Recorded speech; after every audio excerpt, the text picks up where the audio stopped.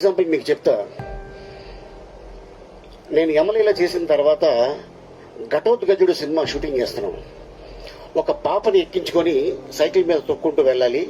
అది ఖాళీ రోడ్లు కావాలి, అంటే ట్రాఫిక్ లేని రోడ్స్.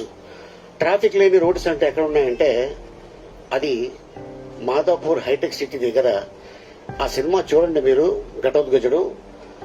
అక్కడే పాపని ఎక్కించుకొని సైకిల్ తొక్కుంటూ ఖాళీ రోడ్ అది.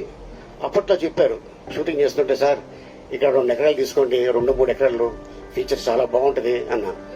కాకపోతే అక్కడ అన్ని రాళ్ల గుట్లలో అంటే ఆ రాళ్లు కొట్టుకోవడానికే దాదాపు ఆ రోజుల్లో 5-6 లక్షలు అవుతుంది. ఎందుకులే మనం ఏం కొంటాంలే వదిలేసాం.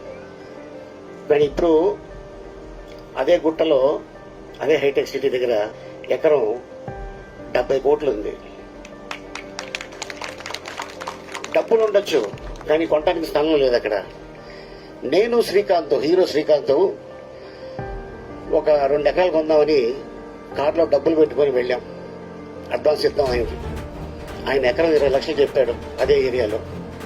మాతో పాటు ఒకడు వచ్చాడు, మీకేమైనా బ్రెయిన్ దుబ్బిందా, ఇదిందా, ఇక్కడ కొంటారేంటి అన్నాడు.